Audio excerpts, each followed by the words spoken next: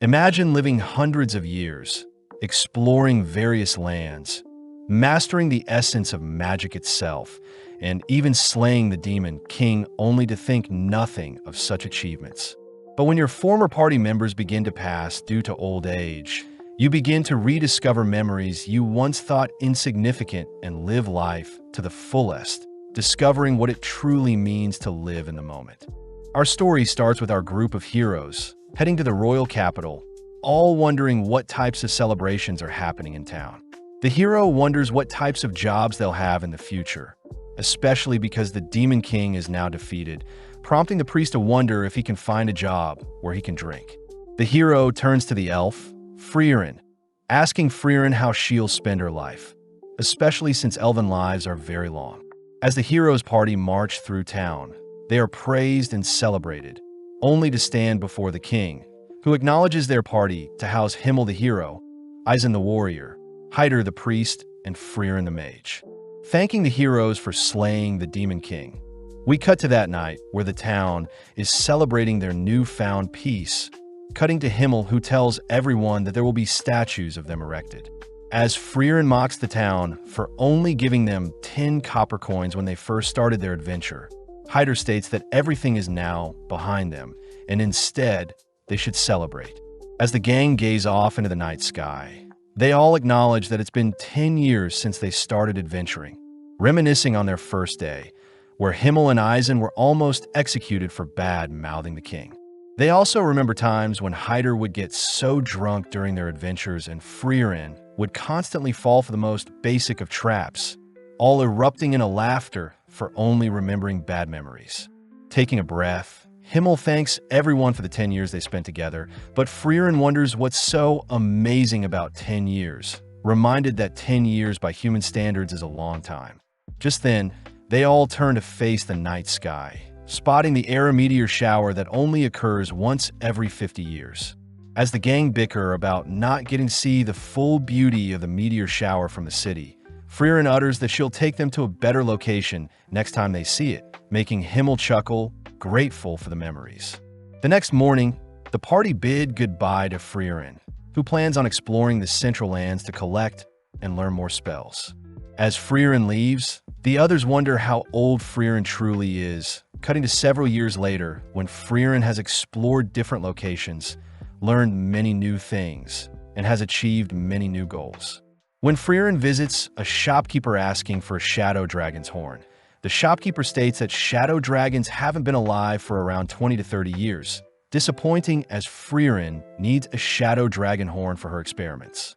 Freeren remembers that Himmel collected a shadow dragon horn in the Demon King Castle, reasoning that she'll visit to watch the meteor shower with everyone whilst also collecting the shadow dragon horn. As Freeren walks through the capital, she's amazed to see everything has changed over the years, only to suddenly hear Himmel's voice. But when she turns around, Freeren realizes that Himmel has grown quite old. Himmel states that it's been 50 years, both sitting down, only for Freeren to ask about the dragon horn. Remembering the memories from collecting the horn, Himmel happily gives Freeren the horn, telling Freeren that although she doesn't treasure the dragon's horn as much, Himmel himself never forgot the time spent collecting the horn.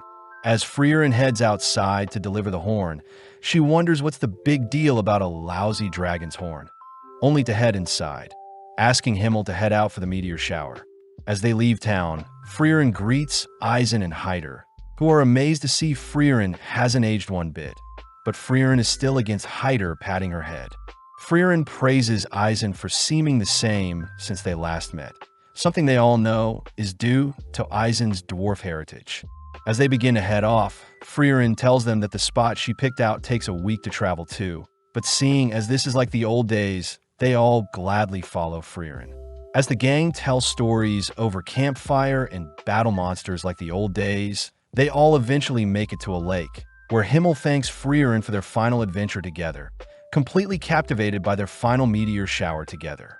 With some more time passing, Himmel finally passes away, prompting Freeren and the others to attend Himmel's funeral, but Freeren is scolded for not showing any emotions, making her wonder what this strange feeling that is bubbling up inside her. As the day proceeds, Freeren begins reminiscing on her time with Himmel, all whilst watching his casket be buried, only to break down crying, regretting not spending more time to get to know Himmel better. A few days afterwards, Hyder reveals that he'll be heading back to the Holy City, getting one last look at Freeren as Hyder states he'll probably pass away soon due to all the drinking. As Hyder bids Isen and Freeren farewell, Freeren reveals that she will be starting her new exploration into humans, asking Isen to accompany her on her new journey. But Isen reveals that he too has grown old, asking Freeren to not look so sad. Seeing as there is nothing left, Freeren bids Isen farewell, both heading in the opposite directions, only to cut to 20 years after Himmel's passing, where Freeren is lost in the forest outside the Holy City. Just then a young girl appears, asking if Freeren is lost, but when Freeren asks to know where Hyder lives, the young girl takes Freeren to Hyder's home.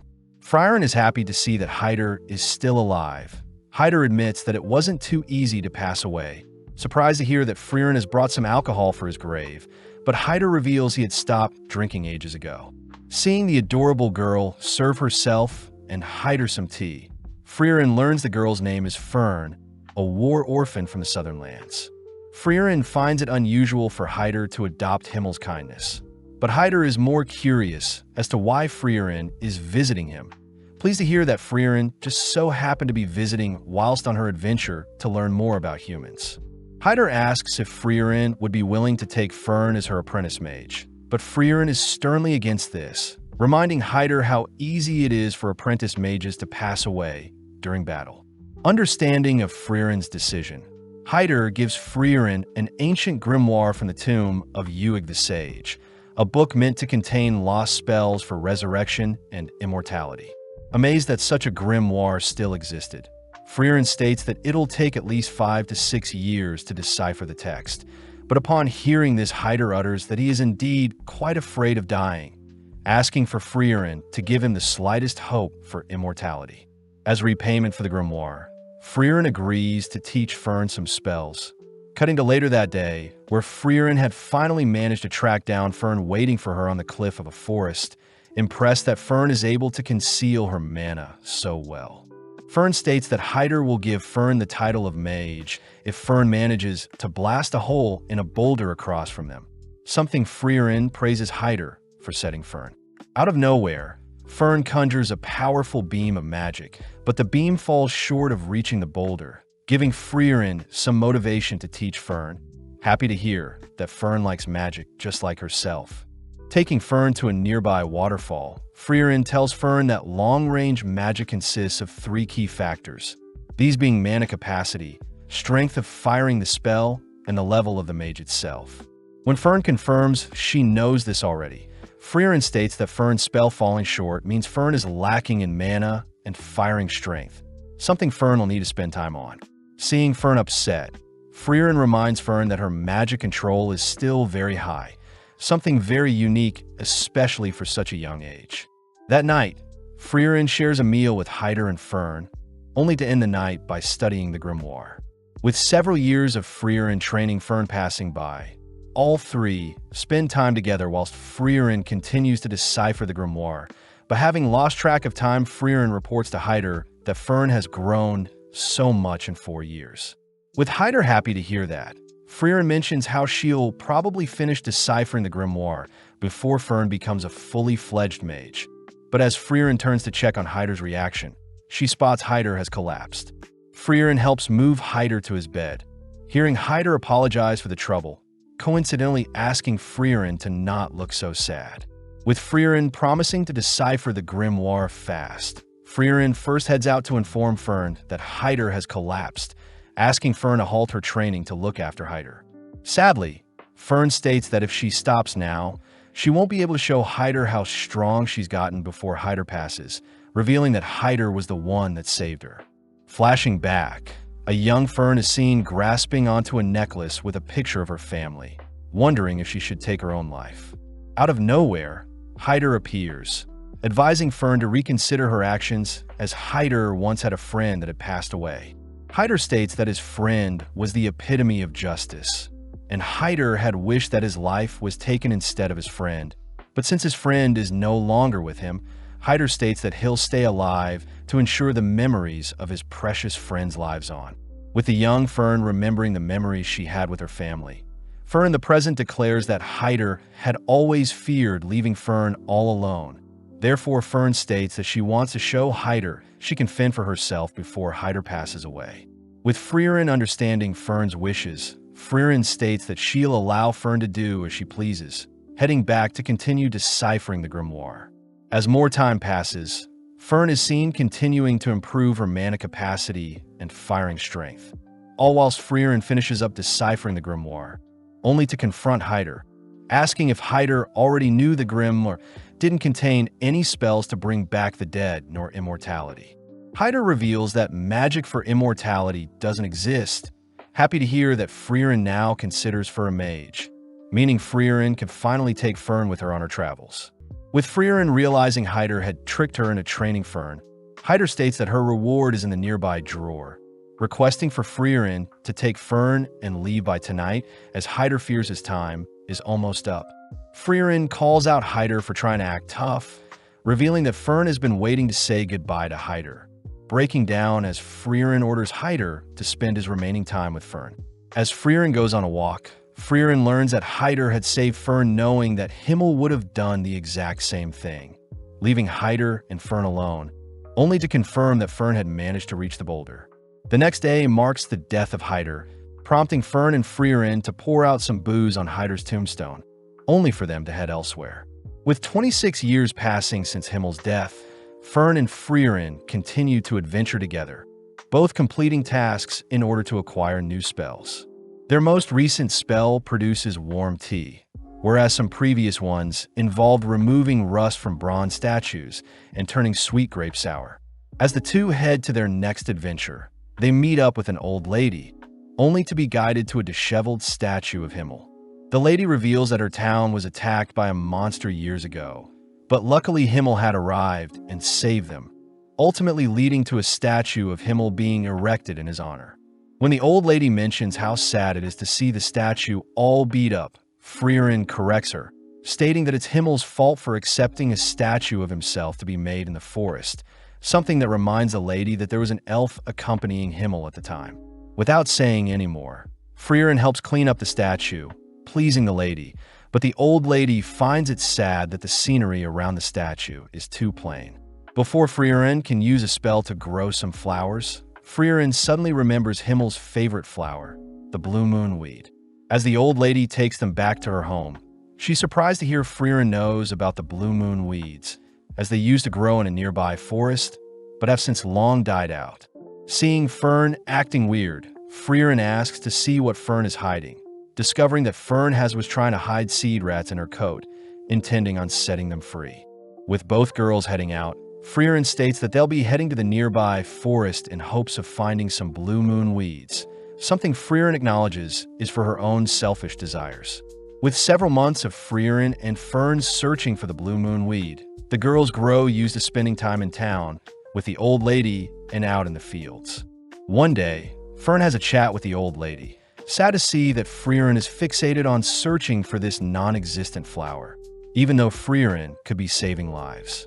Hearing Fern so intellectually convey her feelings, the lady hands Fern a bag of seeds, asking Fern to tell Freeren how she truly feels.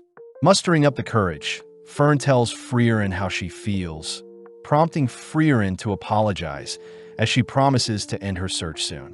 Fern demands to know when, but Freeren points out that a nearby seed rat has stolen the seed bag the old lady gifted Fern and is leaving behind a trail they should follow. As the girls chase after the seed rat, Fern wonders why Freeren is so fixated on collecting spells, but Freeren states she only started collecting spells because a special someone had complimented her vast knowledge of spells. As both girls stop in front of an abandoned building, Freeren states that seed rats often hide seeds in different locations, but when Freeren spots a blue petal fall from the top of the building, Freeren flies to inspect her findings. Flashing back, Freeren remembers a time when Himmel had told Freeren his favorite flower was the blue moon weed and had wished he could show Freeren one day. On top of the building, Freeren is amazed to see so many gorgeous blue moon weeds, grateful to finally lay eyes on them. As Fern flies after Freeren, Fern still can't understand why Freeren loves collecting spells. But Freeren reminds Fern that Fern became a mage to impress Hyder, something very similar to Freeren's situation. As the girls return to show off their work to the old lady praises the girls for decorating the statue, but before Freeren leaves, she repays Himmel for his gift in the past. On the 27th year since Himmel's passing, Freeren and Fern are seen visiting a trading city of Worm, where Freeren is asked to split up to restock on supplies. When Fern calls out Freeren for making her buy everything, Fern has a bad feeling when Freeren goes off on her own to buy things, having bought a massive skull in the past, clothes dissolving potions, and even random books. When the two split up, Fern chooses to follow Freeren, fearing their traveling expenses will go to waste, but spots Freeren in front of an accessory store. With Freeren distraught at what to purchase, Freeren ends up settling on something, prompting Fern to continue to tail Freeren. Whilst passing through some alleys, Fern wonders if she should leave Freeren be, but when she overhears that Freeren is planning on buying some desserts, Fern gets jealous, having not had any desserts in months. Following Freeren into a smoky tavern, Fern gets worried that Freeren is lost, spotting Freeren speaking with some scary-looking men. As Freeren leaves the tavern, Fern notices that she's heading back to the inn, rushing to finish off her duties, only to apologize for finishing shopping so late. Brushing that aside, Freeren takes Fern to a dessert store in town, allowing Fern to buy whatever dessert she wants, revealing that she had been saving up money to treat Fern and herself.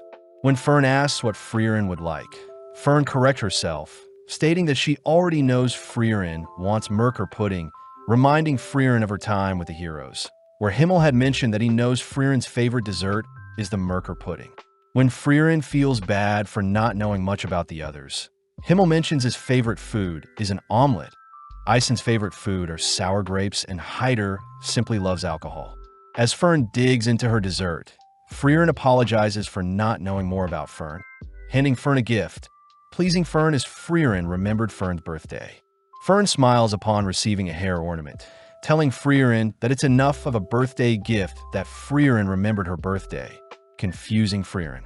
The next day, the two leave the city, but as Fern walks alongside Freeren with her new hair ornament, Fern asks what the end goal of their adventures are. Freeren simply states that she's simply collecting as many spells as possible, but she does want to retrace her memories with the hero party, something Fern is curious about. When Fern walks beside Freeren, Freeren realizes that Fern is now 16 and taller than her, but gets jealous at how Fern has already outgrown her in other areas. In the Forest of Grobe, Freeren is seen testing out Fern's defensive spells, pointing out how the gaps in Fern's barrier will be her downfall. When Freeren fires multiple projectiles, Fern manages to block with a simple barrier around her body, but ultimately runs out of mana. As the two continue through the forest, Freeren reminds Fern that defensive magic is powerful, but it depletes mana very fast. Therefore, it's best to only cast barriers at the points of impact. As they both cross a river, Fern states that she simply needs to master a single defensive spell, but Freeren scolds her for not reading the book she gave her, as magic theory is just as important as practical applications. Finally arriving at a village, Fern wonders what spells Freeren intends to collect at the village, but Freeren states that she's here for other reasons. Upon approaching some villagers, a village elder immediately recognizes Freeren's white elven hair, leading Freeren to where Qual was sealed. Along the way, Freeren tells Fern that Qual is the Elder Sage of Corruption, a demon that terrorized people for 80 years, up until Himmel and his party sealed him. When Freeren wonders how the Elder knew who she was, the Elder reveals that Himmel would always visit up until his passing, and spoke highly of Freeren, stating that she would take over and watch the seal when Himmel himself was gone. Upon arriving at Qual's seal, Freeren confirms that the seal is indeed weakening, so Freeren will break the seal and defeat Qual the next day. With Fern and Freeren staying the night, Fern deduces that Freeren was the one that sealed Qual, wondering why the heroes chose to seal it over slaying it. Freeren reveals that their party were unable to defeat the demon, as Qual was a powerful mage, having invented the Zoltrak piercing spell, first of its kind that could pierce any sort of defense and destroy the target's body. Legend says that 40% of adventurers and 70% of mages were defeated by that single spell. But hearing something so powerful, Fern wonders how Qual could be defeated, but Freeren reveals such a powerful spell has its downsides. When Fern continues to ask more questions, Freeren scolds Fern for not reading the book she gave her, uttering that Fern will have her questions answered tomorrow. With the big day arriving, the two girls stand before Qual, only for Freeren to warn Fern to be on guard, all whilst Freeren lifts Qual's seal. Glad to be free, Qual learns that he's been sealed for 80 years and that the Demon King had been defeated in his absence. Annoyed, Qual proceeds to cast a Zoltrak, prompting Freeren to instruct Fern to erect a barrier. But when the dust clears, Fern's barrier manages to easily block Qual's killing spell. With Fern demanding to know why her basic barrier was able to block such a deadly spell, Freeren reveals that ever since Qual was sealed away, all of humankind had dedicated resources to studying and defending against the killing spell. After a few years, the humans incorporated said spells into their systems, and as a result, all types of defense magic were improved thanks to the demon. Amazed at what the humans were able to develop in the 80 years that he was sealed, Qual immediately begins analyzing Fern's barrier, noting how the barrier changes depending on the type of offensive magic, meaning the spell consumes a huge amount of mana. As Qual erupts with power, Freeren orders Fern to protect both of them as efficiently as possible, prompting Fern to erect barriers only in the location of Qual's projectiles. Unleashing a massive beam of magic, Qual is impressed that Fern is still able to block his overwhelming magic. But having forgotten about Freeren, Qual helplessly watches as Freeren casts her own Zoltrak killing spell. As Qual begins to disappear, Freeren and Fern head back to the village where Freeren is thanked by the village elder, grateful that they can now live in peace. When the elder hands Freeren his hat, Freeren recognizes the elder as the cheeky brat that flipped her skirt when they first sealed Qual. As the girls leave by carriage, Fern is seen finally reading the book Freeren gave her, but Freeren is glad that she could fulfill Himmel's trust and bring peace to the village once and for all. With the girls heading over to the Grand Channel, Freeren is sad to see the beach is littered with debris, unfortunate as the nearby village used to all clean the beach, but now there isn't enough manpower to tidy up the beach.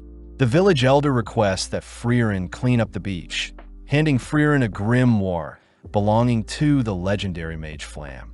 But Fern notices something suspicious. As Freeren accepts the offer, the elder leaves for now, but Fern states that she believes the grimoire is fake, something that Freeren already knows. Freeren is happy to see that Fern has been studying, revealing almost all books about Flam are usually fakes, but Freeren states that she needed an excuse to help return the beach to its former beauty.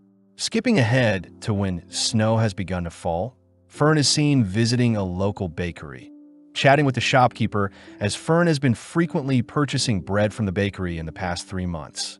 With Fern noting how it's already winter, Fern returns to a messy room, disappointed as Freeren is still asleep. As Freeren struggles to leave her bed, Fern is forced to help prepare, feed, and dress Freeren, dragging the sleepy elf through town and towards the beach. As the girls begin cleaning the beach, Fern points out how sloppy Freeren is, having been forced to take care of Freeren as if she were Freeren's mother.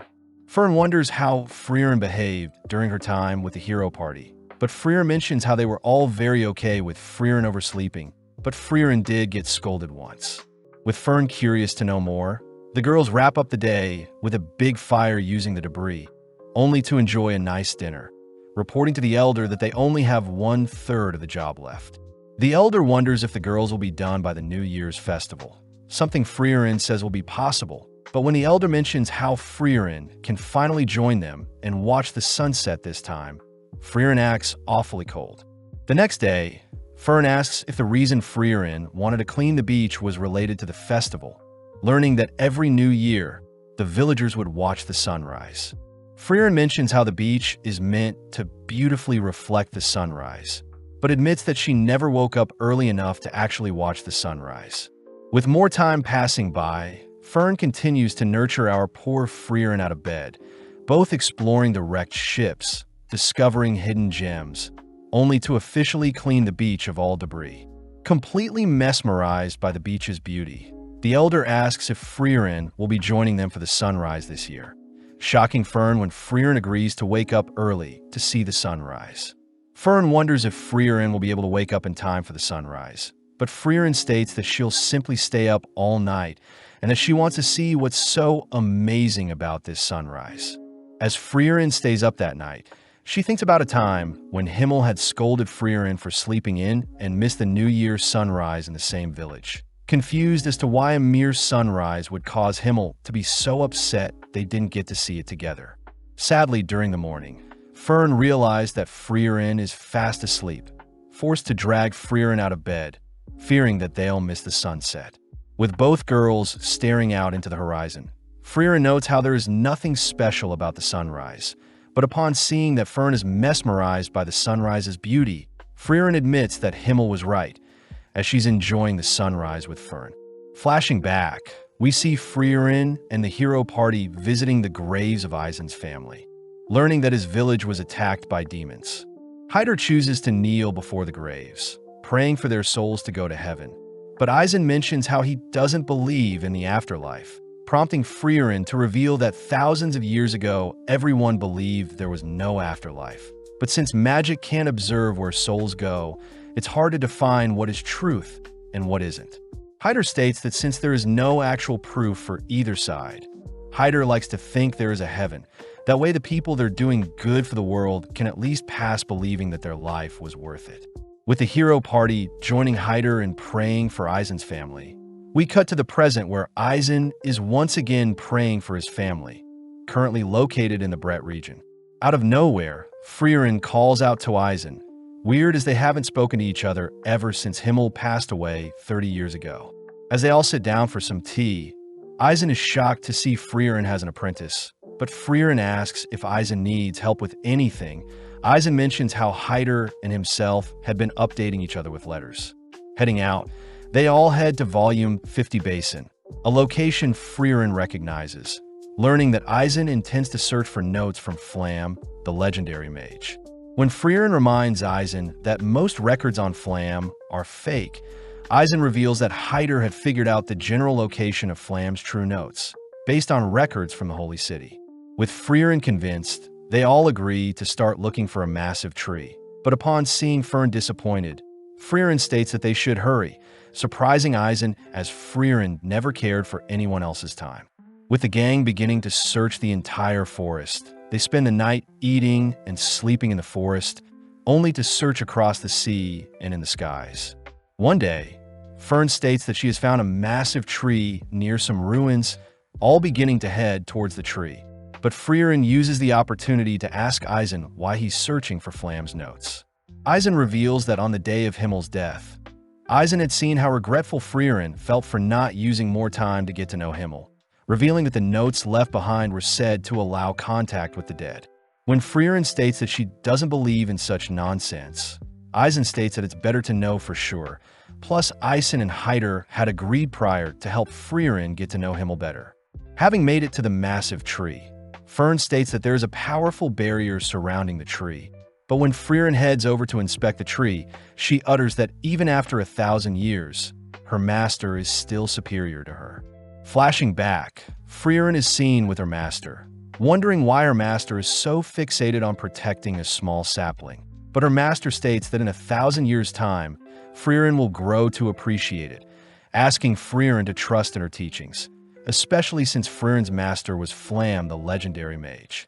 Within an instant, Freeren dispels the barrier guarding the entrance to Flam's notes. Upon glancing at the notes, Freeren is surprised the notes had already been opened to the page regarding communication with the dead, surprised her master knew Freeren would return. Flam's notes recount that the north of the continent housed the land of Oriole, where all the souls rest, a location that Flam had used to speak with her fallen allies. When Fern wonders if the notes can be trusted, Eisen reminds Freeren to consider the best-case scenario when unsure, prompting Freeren to reveal that Oriole is in the same direction as Indy, the current Demon King Castle. With Eisen asking Freeren to go for Himmel's sake, they all head back home via carriage, where Freeren is fast asleep, dreading the thought of going to such a cold place like the Demon King's castle. Sparking up a conversation, Eisen asks how Freeren is treating Fern, impressed to hear that Freeren is retracing her adventures with the hero party, but is also trying to get to know Fern better. Hearing this, Eisen thinks back to how cold Freeren was back then, having never imagined Freeren would take on Apprentice, but reassures Fern that Freeren is a great teacher. As they all return to Eisen's home, Eisen apologizes for not coming with them, checking to see if Freeren remembers the path to Indy, relieved to hear Freeren still remembers it to be through the Will region, across the Regal Canyon and past the Northern Land checkpoints. As Freeren begins to leave, Eisen informs Fern that it'll be a 10-year adventure, reminding Freeren of her adventure with the hero party, but Freeren states that it won't take too long. As Fern leaves with Freeren, Fern thinks about how she spent half her life with Freeren, flashing back to one of Fern's last conversations with Hyder. Hyder jokes about haunting Fern if she doesn't behave around Freeren, but Fern surprises Hyder with how mature she's grown, making Hyder promise to visit her when he passes. With Fern resting by Freeren's side, the girls ride a carriage to the nearby town of the Will region. But as the girls head through town, they're stopped by a shopkeeper that warns the girls not to go into the mountains. The shopkeeper says there are rumors of ghosts taking people away, but when Freeren gets curious about what type of ghosts, the girls head around town asking for everyone's stories. Apparently, the townsfolk saw ghosts of their departed family in the mountains, with some people saying that the ghosts spoke. When Fern wonders if it is the work of undeads, Freeren states that undeads wouldn't appear as ghosts, as undeads normally appear in the form of rotting corpses or skeletons. With the girls heading to the rooms, Fern notes how Freeren probably knows what is causing the ghosts to appear in the mountains, but is cut off when Freeren states that they'll only be staying for a single night in town. Fern demands that Freeren help out the villagers, but seeing Fern so serious about helping the villagers, Freeren agrees to help. As both girls head into the mountains, they explore the locations of said disappearances, where Freeren quizzes Fern on what type of magic created the ghosts, satisfied to hear Fern believes it's illusion magic. Heading deeper into the mountains, Fern briefly remembers a monster that used illusion magic to hunt its prey. A monster Freeren states is the AnimeSum. The AnimeSum usually uses illusion magic, creating phantoms of people's loved ones to lure them and only to devour the targets. Luckily, Freeren mentions how the AnimeSum's illusion magic can be easily destroyed by a mage's projectile, but warns Fern that it may be difficult, as Freeren had to destroy the illusions of her master begging for her life. Upon entering a misty forest, Freeren orders Fern to prepare for the worst, only for Fern to spot an illusion of Hyder in the distance. Preparing to destroy the illusion, Fern suddenly hears Hyder speak fondly of her, realizing the monster is using Fern's memories to put Fern at ease. When Freeren tries to help Fern out, Freeren suddenly spots an illusion of Himmel, surprised as she was expecting an illusion of her master. Wondering if she has changed, Freeren nonchalantly destroys Himmel's illusion, clearing the misty forest and revealing the AnimeSum to Fern, prompting Fern to disintegrate Hyder's illusion and the monster. As Freeren reassures Fern that Hyder won't be mad that Fern struck an illusion of him, the girls head into the Regal Canyon, spotting a massive crimson dragon along with its nest, where Freeren spots the grimoire she's been looking for. Freeren states that dragons use magic-infused items to build their nest, asking Fern to take out the solar dragon. But when Fern conjures a powerful spell, her spell simply deflects off the dragon's thick exterior. With the dragon now awake, Freeren cries that they should flee, forcing Fern to lure away the dragon. But having barely managed to lose the dragon, Fern cries that as mages they will have a hard time defeating the dragon. Freeren acknowledges Fern's cries, uttering that they'll need some help as we flash back to when Freeren and Eisen were camping out in the forest. Eisen states that he has an apprentice of his own by the name of Stark, stating that he'll be a great frontliner for Freeren's adventures and that Stark lives in the village near the Regal Canyon. As the girls visit the nearby town, they wonder why the villagers aren't more afraid of the dragon. But Fern asks why Freeren wants the grimoire so badly. Freeren reveals that the grimoire has a spell that allows mages to see through clothes, weirding Fern out. But out of nowhere, an old lady states that Stark wants to meet the girls. Surprised, the girls follow the old lady, learning that 3 years ago the Crimson Dragon had massacred their town. But luckily Stark had arrived, scaring the dragon away, and ever since has been protecting their town. Upon arriving near a massive rocky wall, Stark is seen playing with some town kids, only to greet Freeren and Fern, asking them to not agitate the dragon so much. Stark tries to point out that he received a mark from the dragon in the past, but Freeren simply asks for Stark to drop the act.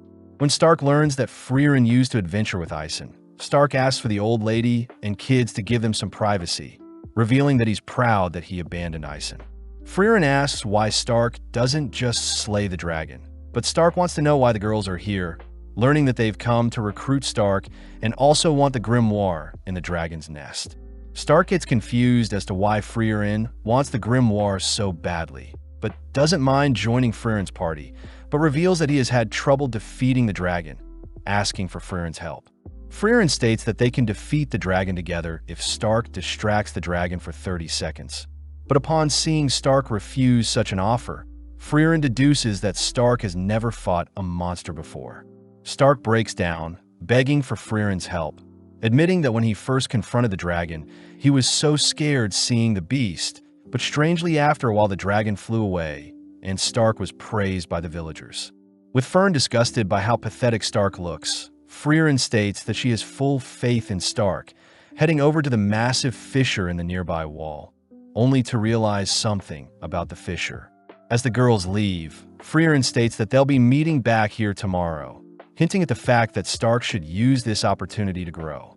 That night, Freeren and Fern enjoy a nice dinner, all whilst the villagers praise Stark for being a kind person. Fern still can't help but see Stark as a cowardly boy, but Freeren brings up the first time Fern fought a monster, apologizing for teasing Fern. With the girls heading back to their inn, Fern wonders why the dragon doesn't just attack the village. But Freeren hints at the fact that it may be Stark, suggesting that Fern visit Stark if she's curious about who he is. With Fern heading to visit Stark, Freeren sits in her room, thinking back to when she had asked Ison if Stark is strong. Ison reveals that Stark was the only person to have fled like a coward when the monsters attacked his hometown, someone Ison states is exactly like himself. Hence he taught Stark everything he knew. In the dead of night, Stark is seen wielding his axe, cleaving it into the rocky wall, digging a deeper and deeper fissure with every swing. With Stark standing before the giant fissure, Stark turns to spot Fern behind him, having just been caught for creating the massive fissure. Fern asks why Stark doesn't just slay the dragon terrorizing the nearby village, but Stark states that since the dragon hasn't attacked yet, there is no need for him to slay the beast. As Stark begins to leave, Fern asks if Stark will slay the dragon when it does attack. Learning that although Stark knows the village depends on him, he still might consider running if the dragon is too great. Stark reveals that he had gained a mark on his face during a spar with his master Ison, believing that Ison was mad at him as Ison never praised Stark.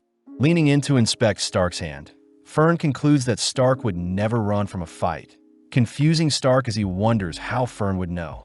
Fern reveals that on her first battle with a deadly monster, Fern had begun to flee in terror, but when she realized Freeren wouldn't help her, Fern had no choice but to steel her resolve and fight. Fern states that although Stark is a coward, she believes Stark will rise to the challenge to protect the village when the time comes, something that makes Stark think about Ison. Fern is seen reporting her chat with Stark to Freeren, but when Freeren heads to the fissure to look for Stark the next day, she's disappointed to see that Stark has fled the scene. When Freeren states that they'll be slaying the dragon instead, Fern refuses to leave the safety of a nearby tree, but out of nowhere Stark appears, asking if he only needs to distract the dragon for 30 seconds. Stark states that if he were to pass away during the battle, Stark asks for Freeren to guarantee the dragon is slayed, confusing Freeren as to why Stark is willing to give his life for the safety of the village. Stark reminds Freeren that he lived in the village for 3 years, cutting to later that day where the three are now standing before the red dragon, prompting Freeren to tease Stark for shaking out of fear. Freeren reveals that Ison showed the same fear before a great fight, as Ison would embrace the fear, something Freeren sees in Stark. Hearing that his master also would fear his battles, Stark marches into the range of the dragon, But Freeren notes that the dragon is being cautious as to not attack due to the enemy it's facing. As the dragon unleashes its fiery breath, Stark begins making his way towards the dragon, ducking and weaving until he's able to close the distance between himself and the beast. Flashing back, Freeren asks why Ison had hit Stark during their last spar, but Ison reveals that he feels terrible for hitting his student. But in the moment, Ison had sensed immense power from Stark, a power that caused Ison himself to shake. As Freeren watches Stark shatter the claws of the dragon, Stark chooses to stay close to the dragon, grabbing onto it as it takes off. Being flung into the air, Stark senses that the dragon is lining up another breath of fire, swiftly gripping his axe, only to cleave the dragon into the ground. Seeing an opening, Stark cries for Fern and Freeren to finish off the dragon, but Freeren stops Fern from making a move, declaring that Stark had soloed the dragon. Shocked at his own power, Freeren rushes to congratulate Stark on his first battle. But more importantly, Freeren is excited to steal all the loot in the dragon's nest. Seeing Freeren fixated on the random items, Stark mentions how Ison would always talk about how Freeren made their hero's journey ridiculous and fun, cutting back to a time when Freeren had decided to make shaved ice in a dungeon. Ison had grown annoyed as they were wasting so much time, but Himmel reminds Ison that they have all the time in the world, so they should enjoy the journey as they go. As the three return to tell the village the good news, they all begin heading out, only to try out the grimoire. Fern uses the spell to see through Stark's clothes, disgusted that he's so small, but Stark states that he'll be joining Freeren and Fern on their future journeys. In the fortress city of Vol, located in the Regal Canyon, Freeren and gang are refused entry towards one of the northern checkpoints by the guard, hearing that monsters are more active than ever. As the guard heads to chat with the Castellan, they warn the gang not to cause trouble in the town, but Freeren is perfectly okay with staying in town, planning on exploring the magic shops in town. Seeing Fern's cold glare, Freeren states that she'll head over to book them a room, but when Stark offers to get food with Fern, Fern's glare sends Stark in search of food alone. Now alone, Fern overhears that the Northern Army plans to defeat the enemies in 2 years, meaning their checkpoint won't be open for another 2 years. Cutting to Stark, he has entered a familiar tavern, served the Jumbo Berry special dessert. Confused as he used to split the dessert with Ison, but now the dessert looks so small. Stark notes how he has gotten bigger, having saw his master's broad shoulders as something to admire, but after some time, he outgrew his master. Out of nowhere, Fern appears, eyeing down Stark's dessert, but instead Fern chooses to order a glass of milk, diligently sitting next to Stark. Fern asks how Stark would feel staying in the city for 2 more years. Relieved to hear that Stark thinks it's annoying as well, but Stark gets weirded out by how Fern is acting. Both heading outside to assess the walls, Stark asks if they could simply fly over the gates. But Fern reminds Stark that a barrier has been erected to prevent flying monsters from entering. With no other choice, they head over to the Merchants Guild, but are sad to learn that all trades towards the northern land have been shut down, meaning that they can't sneak out via that way either. Coming up with another idea, the two decide to visit the Black Market and Thieves Guild, using Stark's connections and demeanor to find a solution, but sadly there is still nothing that can be done. As the two stand above the walls overlooking the view, Fern wonders why Stark is being so cooperative, deducing that Stark has an ulterior motive to leave the walls, but Stark simply utters that he's running out of time. Stark mentions how Ison and himself visited this exact location when he was younger, telling Stark stories about how he visited the northern lands with his hero party and had enjoyed every second of the 10-year journey. Stark reveals that he intends on having a great journey with Fern and Freeren, promising to return and repay Ison with stories of his own before Ison passes. As both return to town, Fern spots Freeren acting strange, cornering Freeren in an alley only to learn that the town's guards are looking for Freeren. Out of nowhere, the same guard at the checkpoint kneels to apologize to Freeren, prompting the Castellan of the city to apologize as well for his guard being so rude to Freeren. When Freeren reassures the Castellan that she wasn't offended, the Castellan believes that Freeren is here to slay the remnants of the Demon Lord's army, permitting Freeren to pass through the checkpoint, but this disappoints Freeren. with the town throwing a massive celebration to acknowledge Freeren and her party's departure.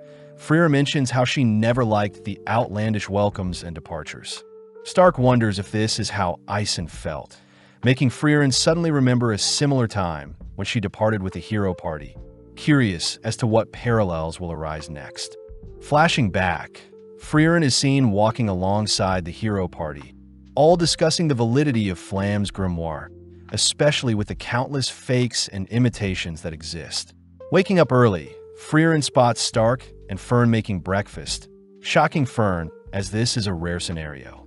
Later that day on Ung Road, the gang were tasked with clearing a path for a merchant, grateful as the road had been blocked off due to a landslide. When Stark sees Freeren's magic, he wonders why Freeren doesn't just carry the merchant's cart over with magic. But Fern is strongly for helping everyone, not just the single merchant. Taking a quick break, Stark thanks the merchant for the water, wondering what may have caused the landslide, surprised to hear that it must have been the skirmishes between the northern lands and the demons. Getting back to work, Fern requests that Stark help her out a bit, but Stark asks that Fern be more casual with him. But when Fern tries speaking with Stark more casually, Stark gets insulted, annoying Fern as they continue to work. With the road cleared, the merchant offers to lead the gang to the nearby village, amazed that he finally got to meet an elf. Freeren acknowledges that although elves live long lives, elves are slowly going extinct, as most don't intend on reproducing, with the most recent elf Freeren met being around 400 years ago. Finally arriving at the town, the gang spot a line of merchants lining up to enter the town, learning that tonight is the Liberation Festival. The festival is meant to commemorate the hero party ridding the area of demons, and involves decorating the statues of the heroes in town.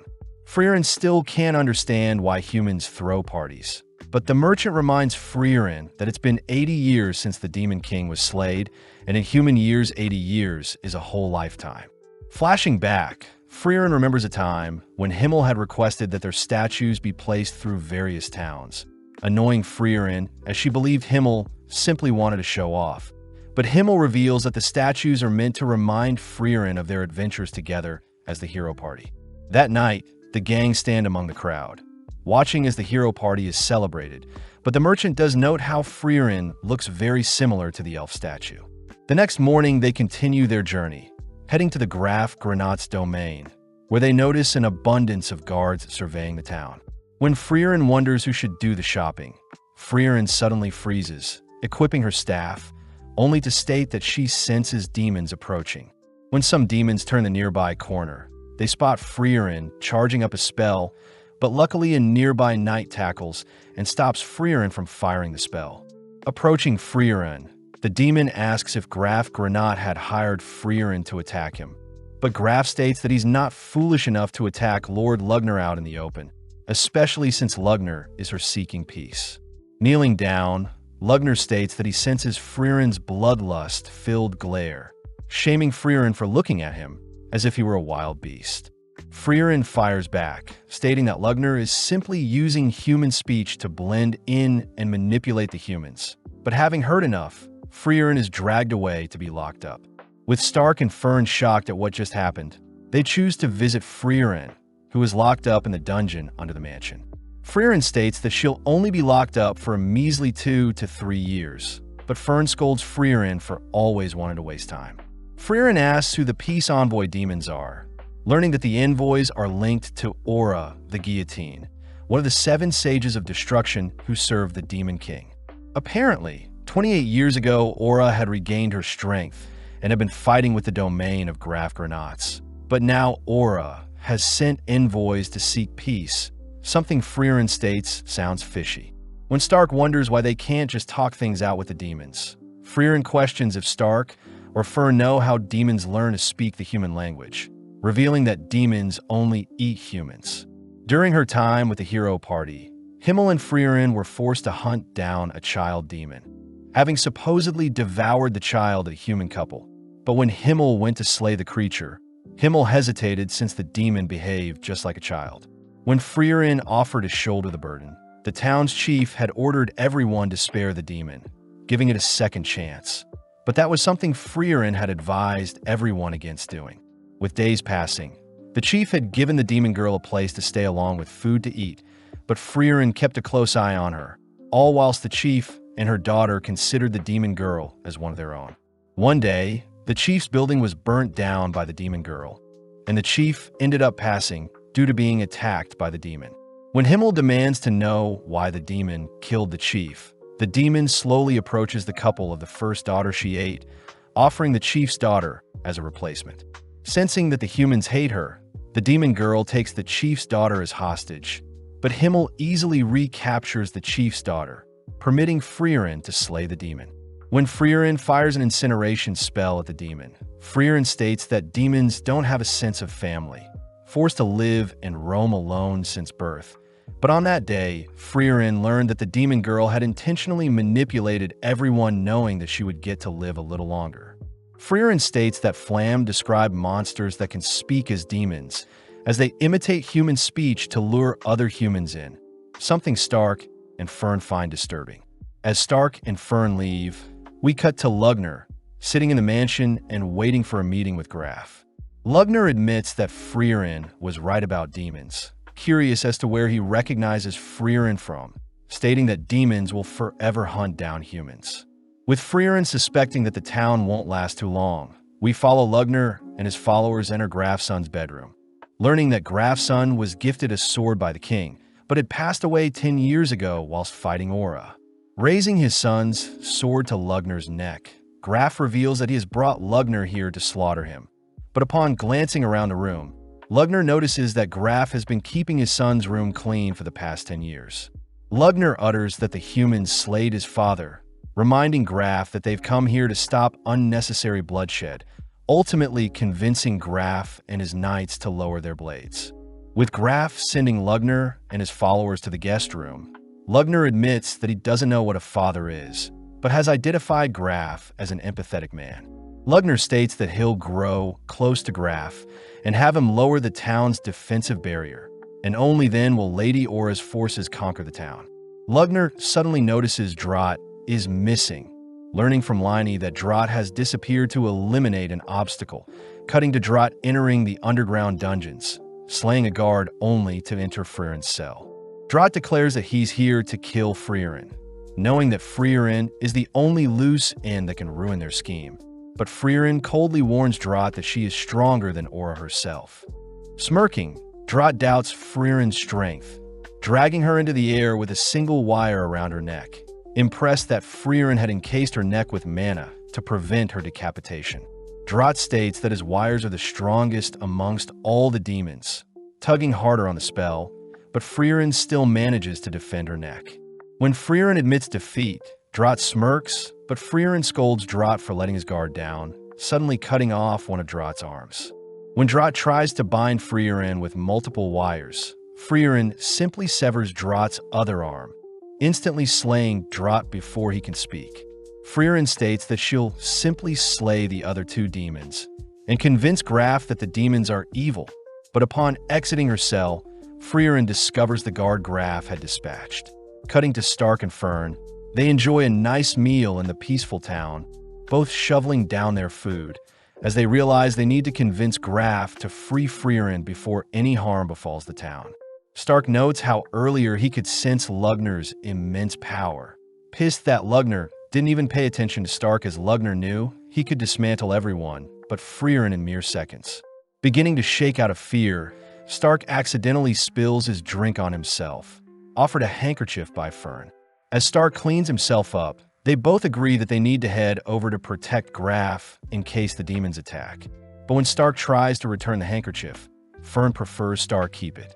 Following Liney and Lugner, Liney reports that she can no longer sense Drought nearby. Curious as to who Freeren is, but out of nowhere Graf and his knights rush into the room. Graf reports that Freeren has escaped, prompting Lugner to offer up Liney's location magic, but Graf refuses, asking where Drought is. When Lugner tries to come up with an excuse, Graf has his men surround Lugner and Liney, revealing that he knows Freeren is a powerful mage, demanding once more to know where Drought is. With no other option, Lugner draws his own blood, instantly decapitating all the knights in the room, only to turn his attention to Graf. Lugner reveals how excited he is to finally be killing, nonchalantly pricking his own finger on Graf's sword, only to use the blood to pierce Graf's stomach. With Graf bleeding out, Lugner states they need Graf to help remove the town's barrier. Cutting to later that evening, where Stark and Freeren are walking through town, only for Freeren to detect Freeren in a disguise. Freeren asks why Freeren escaped, learning that Freeren disposed of one of Lugner's demons, but had to escape since the guard outside her door was killed, and Freeren didn't want to be blamed for slaying the guard, since demon corpses dissipate into mana and leave behind no trace. Freeren states that she'll be leaving town, but Freeren and Stark remind Freeren that there are still demons in town, making Freeren suggest that Freeren and Stark handle the demons in town. Seeing the two unsure about their skills, Freeren reassures the two that they'll be fine, inspiring Freeren to drag the cowardly Stark towards the demons. At the same time, Freeren detects a powerful ball of mana 10 kilometers from town watching them, deducing that it must be Aura the guillotine, but knowing that Aura is strong, Freeren reasons she should finish this quickly. In the dead of night, Freeren and Stark sneak past a body of water, heading over the walls of Graf's mansion, only to enter into the mansion through one of its windows.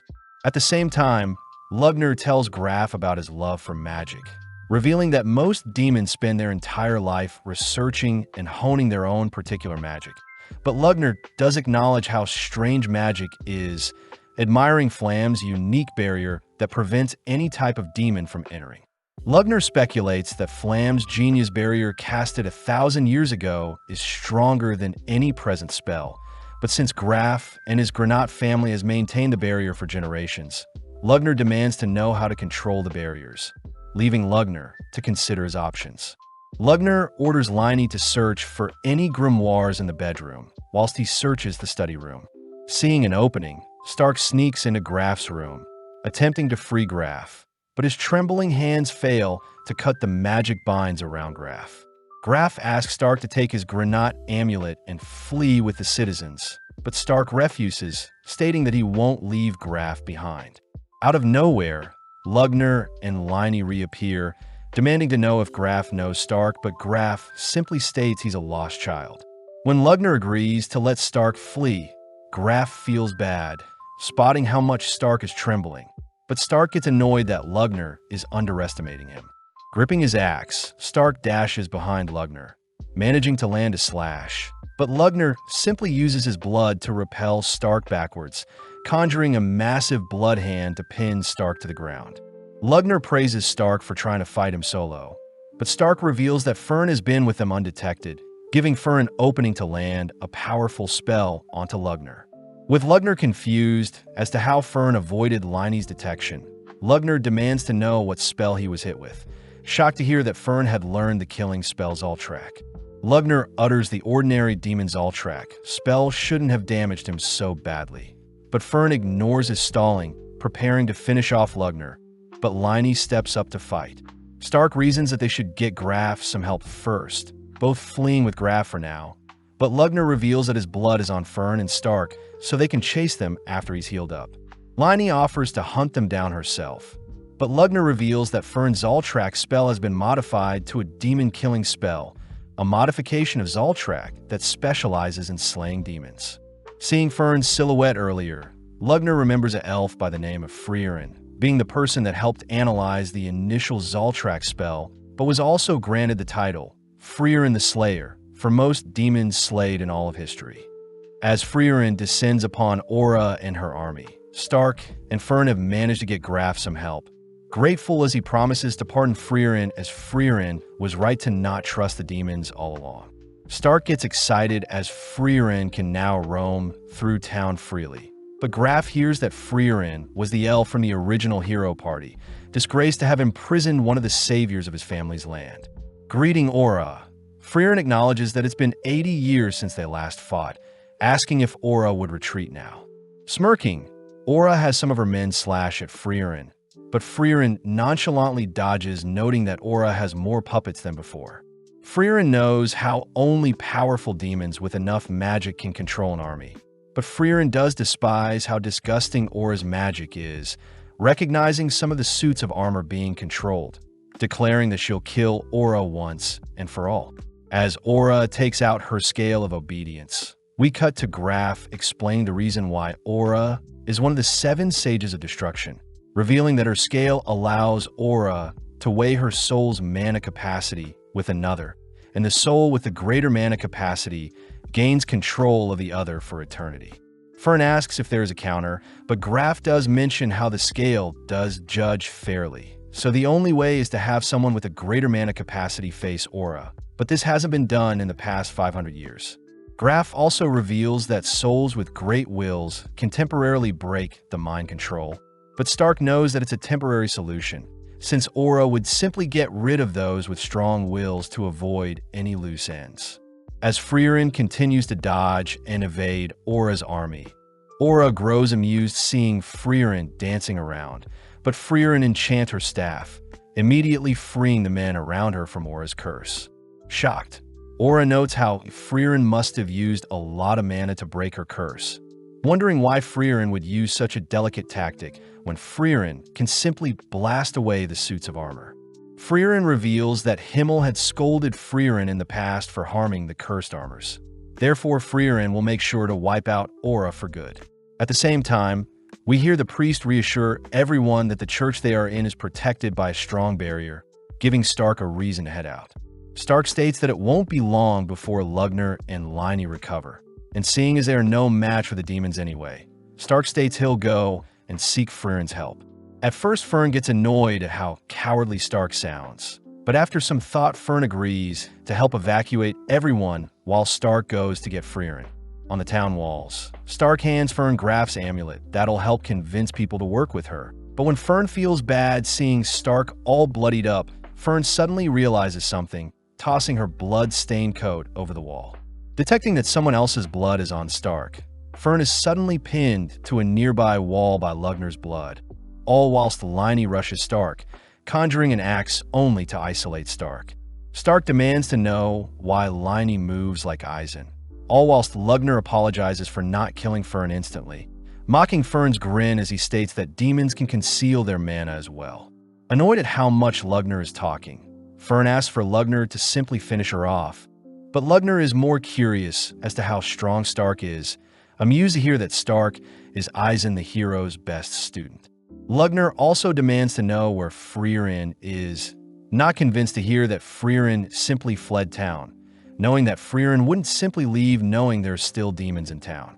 As Lugner racks his brain, he suspects that Freeren will be dealing with Aura, but Fern suddenly calls for her staff, setting herself free, only to demand Lugner not move. Fern states that Lugner is arrogant, believing that no other human but Freeren is worthy of facing him. But when Fern states she'll blast a hole through Lugner's body, Lugner welcomes Fern to try. Flashing back, Fern and Freeren are seen finishing off some demons, making Fern ask how she compares to Freeren. Freeren states that Fern's mana and technique will never be able to reach Freeren's level since she has lived much longer than Fern, but Freeren admits that Fern's cast speed surpasses her own. As Lugner turns around, Fern manages to fire off a spell, surprising Lugner, as he would have died if he didn't move first. Seeing as Lugner protected his heart, Fern deduces that a demon's heart is their weak point, only to spot Lugner releasing an array of blood. Following Liney and Stark, Liney mentions how disappointing it is that Stark is already defeated, but gets excited seeing Stark refuse to stay down. Even though Lugner has greater control of his magic, each attack Lugner makes, Fern manages to evade and counter. Seeing as he's being overwhelmed, Lugner attempts to exhaust Fern's mana, but as Lugner notices Fern slowly chipping away at his defenses, Lugner orders Liney to finish off Stark and help him out. Liney gets annoyed at how passive Stark is, managing to land a deadly slash to Stark's eye, but Stark is more curious as to how Liney knows Eisen's fighting style. Liney reveals that she can copy any movement once she has seen it, replacing her axe with a sword, only to dash forward. With Stark continuing to defend, Liney once again exchanges her sword for a spear, tossing the spear towards Stark only to scare Stark when Liney barely scrapes Stark's neck with a dagger. Liney says that she recognized Stark's movements to be similar to the great hero Eisen, leaping over Stark only to cleave down with an axe. Since Liney is a perfect copy of Eisen, Stark knows he'll eventually lose, ultimately failing to defend, only to be slammed into the ground. As Stark's body lays limp, Liney heads to assist Lugner, but Stark is still barely conscious, remembering his time training with Eisen. When Stark states that he'll never be as strong as Eisen says he agrees, but instructs Stark to continue to get up and never falter against strong warriors. That way Stark will never truly be defeated. With Stark forcing his body up, Liney advises Stark to stay down, but Stark states that he's still not done, remembering that Eisen's slashes were far stronger than Liney's. As Freeren and Lugner's magic erupt across the skies, Stark rushes Liney, leaving himself wide open for Liney to land a lethal blow to his stomach.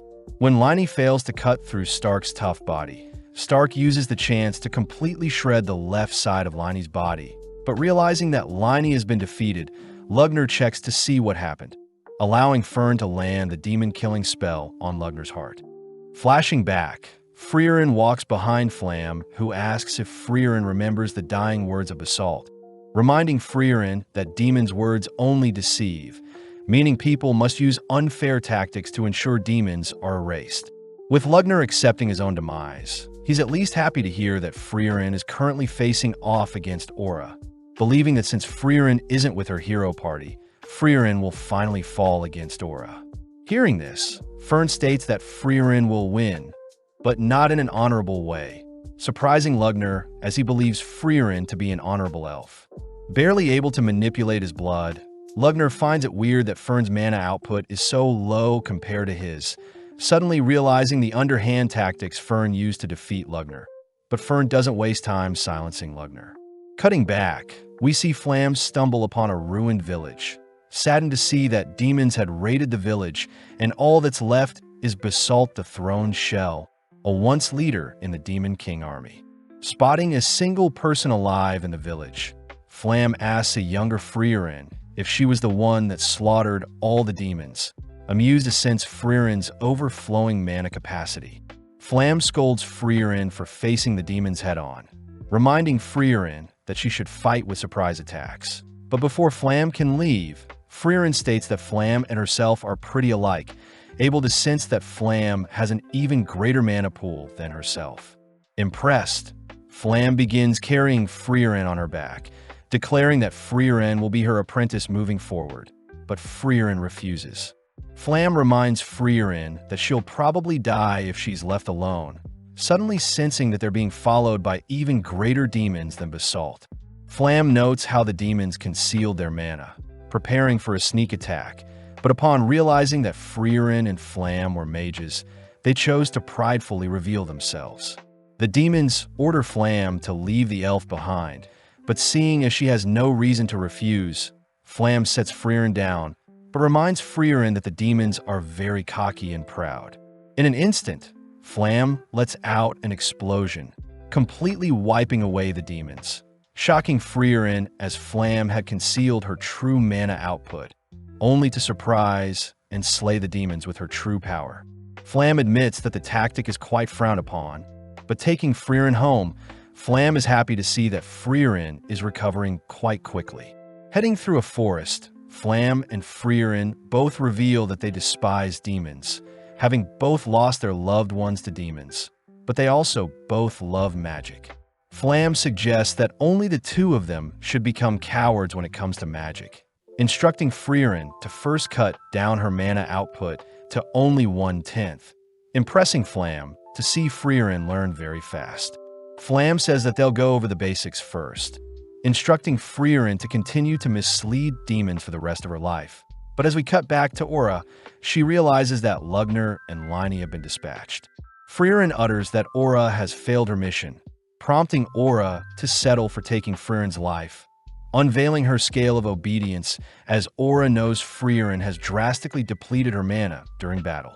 Freeren knows the scale will force the person with a lower mana capacity to bend to the will of the greater mana holder, commending Aura for exuding an overwhelming mana pool, having lived and trained for 500 years. Freeren does admit that it appears that Aura has the greater mana pool, but mentions how demons are incapable of suppressing their mana pool, flashing back to when Freeren had asked Flam why that is so. Flam states that demons are quite simple creatures, just like how humans use wealth to show status. Demons use their mana output to show dominance over other demons. Flam does note how demons will temporarily conceal their mana to hide their intentions. But during battle, demons have no reason but to flaunt their overwhelming mana, something Freeren hears she can use against the demons. Having been 3 years since they met, Flam is happy to see that Freeren had easily been able to conceal her magic consistently. But in a blink of an eye, another 50 years pass by. Having a private chat with Freeren, Flam is happy to have taught Freeren all she knows, wondering if one day Freeren may be able to slay the Demon King himself. Taking the chance, Flam asks that Freeren plant flowers around her grave, revealing it to be the spell her parents taught her and is the reason Flam loves magic. With Freeren asking to learn the spell, Flam advises that Freeren remain hidden until she defeats the Demon King, prompting Freeren to uphold her promises when Flam passes away. Now alone, Freeren explores the continent, continuing to train her mana and live in secrecy, all whilst a nearby town fully develops. One day, Himmel, Eisen, and Hyder visit the nearby woods, running into Freeren, having heard that Freeren is a wise elf, but Freeren reassures the party that she is nothing special. Asking the party to leave, Freeren hears that Himmel suspects Freeren is far stronger than she is letting on, giving Freeren enough reason to begin adventuring with her new hero party. Having activated her scale, a dense ball of mana for both Freeren and Aura appear, prompting Freeren to ask if Aura is truly confident she'll win. Smirking, Aura recounts how Freeren had only made a name for herself 80 years ago alongside the hero party, scoffing at Freeren's shameful mana output as it has remained the same since they last met. With Aura's mana ultimately tipping the scale in her favor, Aura prepares to sever Freeren's head, but strangely, the scale begins to tip in Freeren's favor. Freeren takes the chance to point out how simple-minded Aura is, revealing that she had been concealing her mana all this time, shocking Aura as she calls Freeren's bluff. Freeren praises her master Flam for teaching her such a tactic, scaring Aura, as although Aura has lived for 500 years, Freeren has lived for over 1,000, finally unleashing her true monstrous mana output. Horrified to have been deceived, Aura ultimately is forced to yield to Freeren's commands, ordered to take her own life as Freeren leaves the scene.